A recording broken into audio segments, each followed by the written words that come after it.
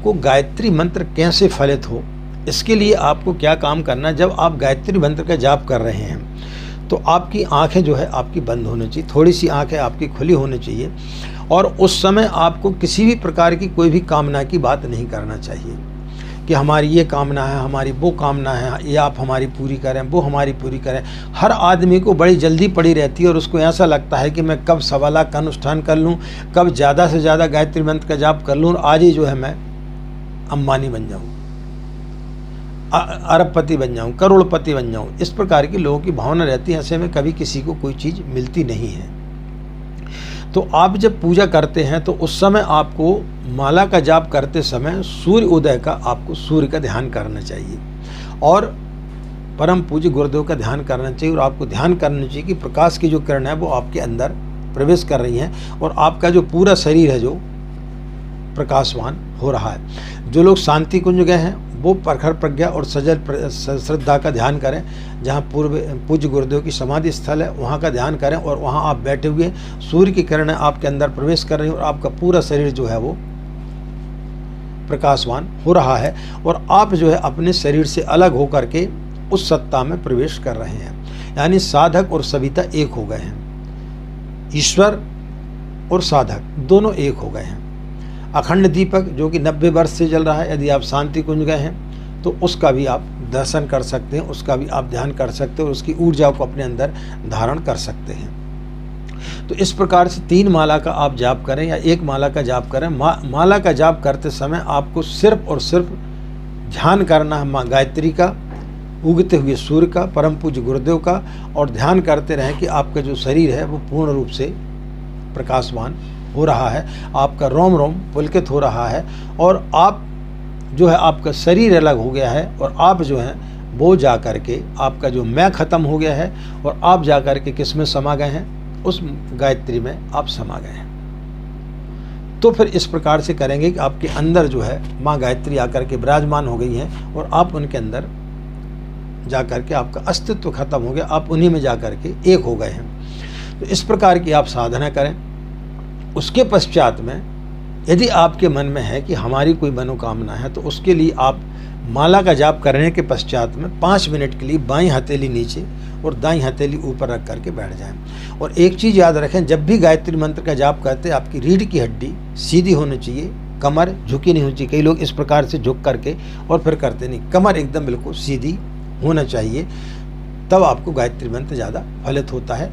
झुक करके आपको नहीं करनी चाहिए। तो जब आपका गायत्री मंत्र आपका पूर्ण हो जाए उसके पश्चात अपनी बाईं हथेली नीचे दाईं हथेली ऊपर रख करके 5 मिनट के लिए आप जो है शांत हो जाएं और जो भी आपकी मनोकामना है पूज्य गुरुदेव गायत्री माता का ध्यान करें, उगते हुए सूर्य का ध्यान करें और उनसे अपनी समस्या का समाधान के लिए आप बात करें कि हे गुरुदेव, हमारी जो है नौकरी नहीं लग रही है, हमारी बच्ची की शादी नहीं हो रही है, या हम कोर्ट कचहरी के चक्कर में फंसे हुए हैं, या हम दुश्मन से परेशान हैं, या हमारा मकान नहीं बन पा रहा। जो भी जीवन की आपकी किसी भी प्रकार की कोई भी समस्या है उस समस्या को 5 मिनट आप उनसे बोलें और बोलने के पश्चात अपने सिर को इस प्रकार से 5 मिनट के लिए झुका लें और गायत्री माता गुरुदेव का वहाँ पर दर्शन करें कि आपके अंदर जो है वो विराजमान है और आप फिर मौन ही मौन उनसे अपनी समस्या का समाधान पूछें। तो कुछ दिनों में आप पाएंगे कि धीरे धीरे आपकी समस्याओं का समाधान होते हुए चले जाएगा, आपको नई दिशा मिलते हुई चली जाएगी।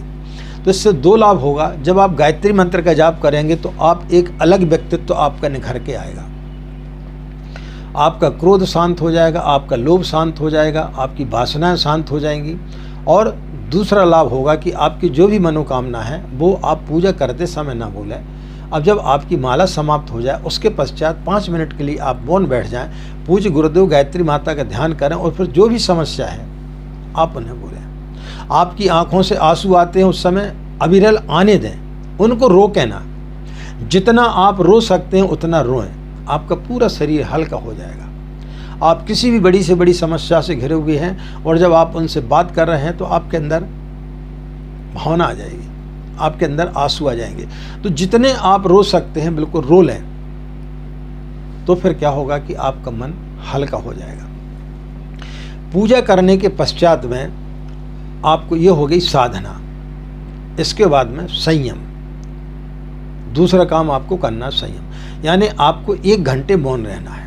आप पूजा करके निपटे 6 बजे 6:30 बजे, इसके पश्चात आप 1 घंटे मौन रहें। उस समय आप किसी भी व्यक्ति से बात ना करें, सिर्फ शांत रहें, अपना आत्मचिंतन करें कि भगवान ने आपके लिए इस दुनिया में काय के लिए भेजा है। उसके पश्चात में 1 घंटा मौन होने के बाद में आप 1 घंटा स्वाध्याय करें, यानी आप अच्छी पुस्तकों का अध्ययन करें, पूज्य गुरुदेव का साहित्य पढ़ें। आजकल मीडिया के माध्यम से बहुत सारी चीज़ें मिल जाती है। आप अपने चैनल पर जाएं, यूट्यूब चैनल पर, और वहाँ पर आचार्य पंडित श्री राम शर्मा या श्रद्धेय डॉक्टर साहब का या डॉक्टर चिन्मय पंड्या के जो प्रवचन है आप उनको सुनें। या फिर हमने इतने सारे गायत्री से संबंधित वीडियो डाले हुए हैं जिनमें बहुत सारी भ्रांतियाँ आपकी ख़त्म होती हैं, उन वीडियो को आप सुनें, तो फिर आपकी बहुत सारी समस्याओं का समाधान हो जाएगा। तो ये हो गया स्वाध्याय। इसके बाद में जो आता है वो सेवा। सेवा आपको क्या करना है, आराधना आपको क्या करना है, पूज्य गुरुदेव के साहित्य को, पूज्य गुरुदेव के विचारों को आपको ज़्यादा से ज़्यादा लोगों तक फैलाना है। पूज्य गुरुदेव की जो भी वीडियो आपको पसंद आते हैं, लोगों को ज़्यादा से ज़्यादा लोगों को शेयर करें। श्रद्धेय साहब के वीडियो को शेयर करें। हमारे वीडियो यदि आपको पसंद आते तो आप संकल्प ले लें कि इनमें से किन्हीं की जो है 5 या 10 लोगों को हम शेयर करेंगे, और दिन में 5 या 7 लोगों को गायत्री मंत्र के बारे में, उनके लाभ के बारे में हम उनको बताएंगे।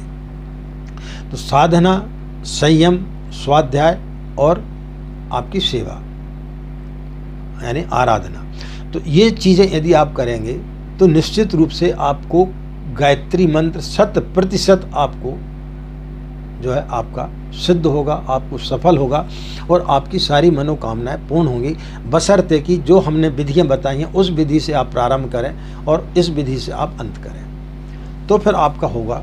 और आप सिर्फ केवल घंटी बजाते रहेंगे, माला केवल फेरते रहेंगे और सोचते रहेंगे कि हमारे सारे काम बनते हुए चले जाएं, तो कोई भी काम आपके नहीं बनेंगे। साधना आपको इस प्रकार से सफल नहीं होगी। साधना सफल करने के लिए आदमी को अंदर तक जाना पड़ता है, अपने मैं को ख़त्म करना पड़ता है, ईश्वर के पास बैठना पड़ता। उपासना का मतलब होता है पास में बैठना। यदि आप आग के पास बैठे तो आग के गुण आपके अंदर आना चाहिए। यदि आप सर्दी के मौसम में आप यदि मान लो कहीं पहाड़ी स्थल पर ऐसे गए जहाँ बर्फ़ पड़ रहा है, तो उसके आपके सर्दी के गुण आते, तो वो गुण आपके अंदर आने चाहिए। और यदि वो गुण नहीं आ रहे हैं तो इसका मतलब है कि आप उस जगह पर बैठे नहीं हैं। तो जब उनके गुण आते हैं, तो जब हम ईश्वर के पास बैठते हैं तो ईश्वर जैसे गुण हमारे अंदर आना चाहिए। और जिस दिन वो गुण आपके अंदर आना प्रारंभ हो जाए तब समझना चाहिए कि हमें गायत्री मंत्र सफल हो रहा है। तो उसके 4 सूत्र हैं: साधना, संयम, स्वाध्याय और आराधना। ये 4 यदि आप सूत्र अपने जीवन में अपना लेंगे तो फिर आपको निश्चित रूप से गायत्री की साधना सफल होगी। तो इसको आप कम से कम 15 दिन 1 महीने आप लगातार करके देखें, फिर आप देखेंगे कि आपके जीवन में इतना आनंद आएगा और फिर ये आपकी हैबिट में आ जाएगा।